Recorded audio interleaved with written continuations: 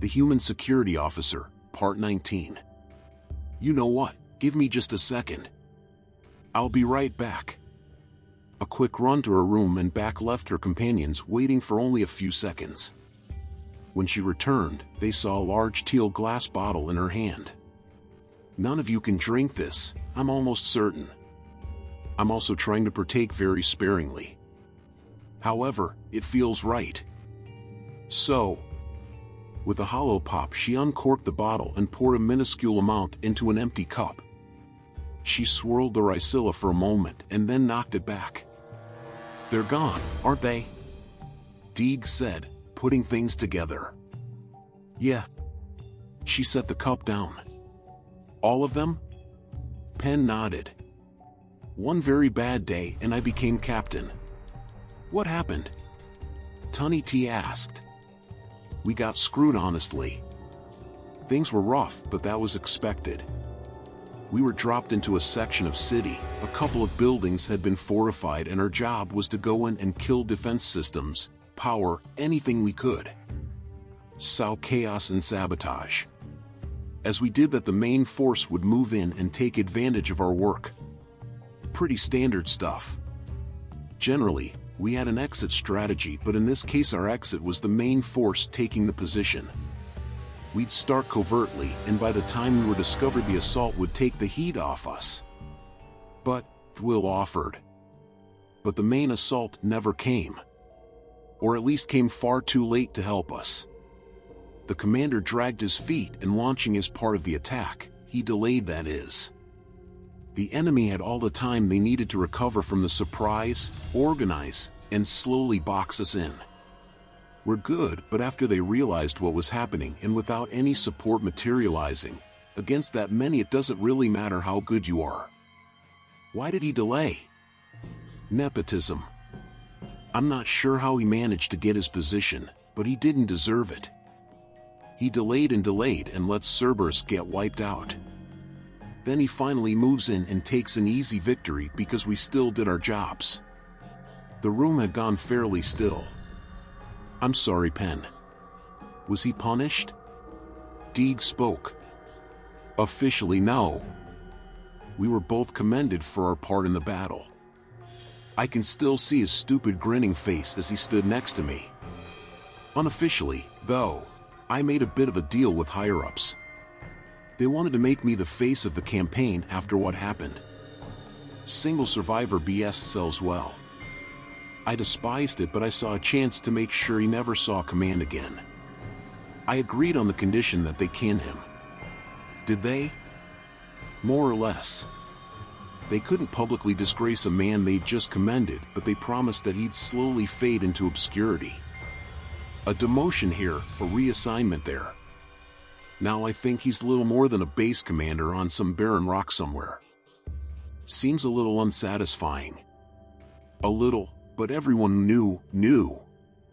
And on the tram leaving the award ceremony, I dislocated his jaw. The two guards didn't say a thing, and he knew reporting me wasn't going to go anywhere. That felt good. At least he won't hurt anyone else. I guess. Tunny T offered.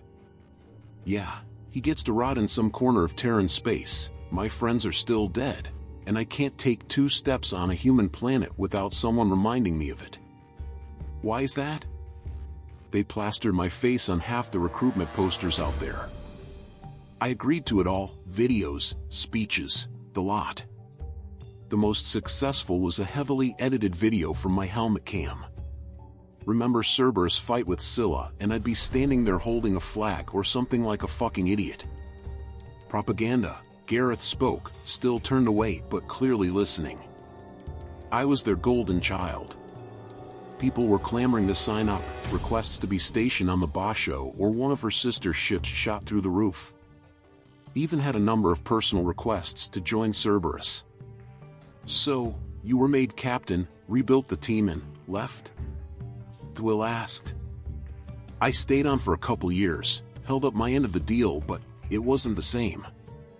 I wasn't meant for captain.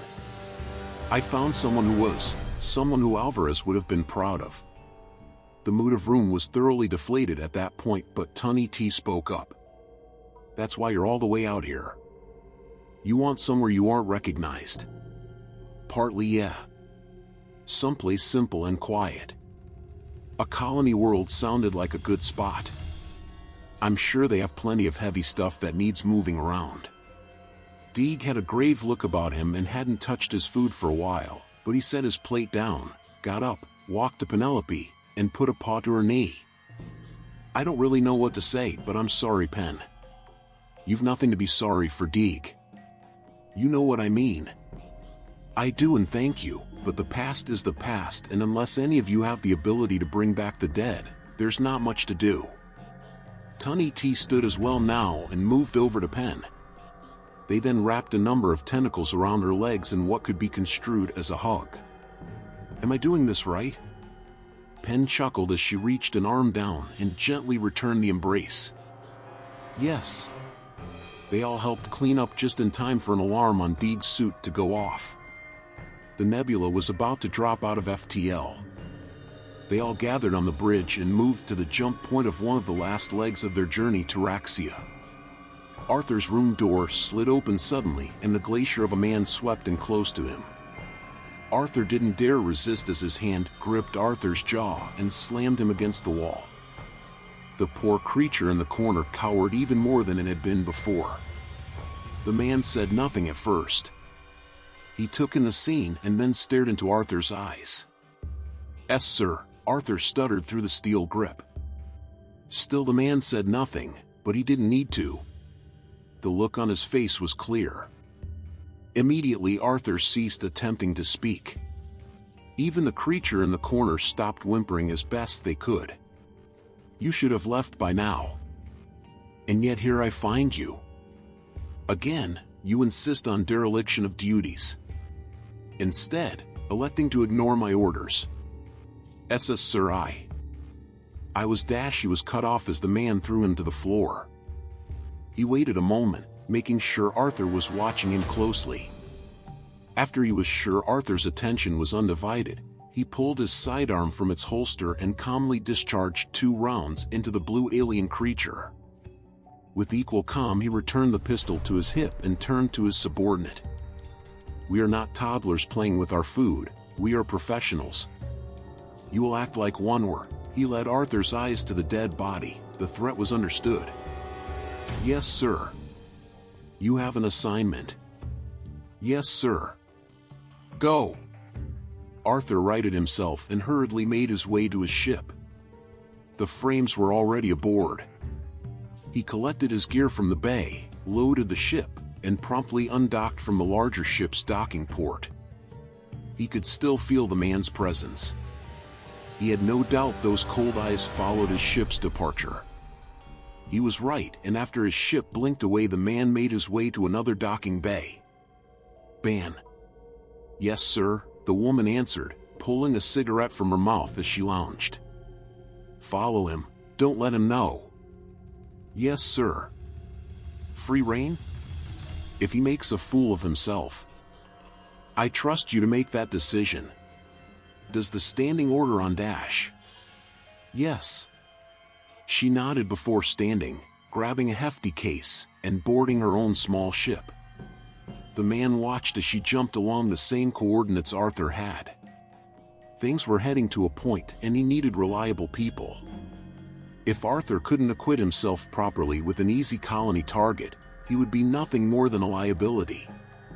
His heavy gait thudded along as he pondered. He was already dealing with more insufficiently trained individuals than he'd have preferred. He sighed, reminiscing.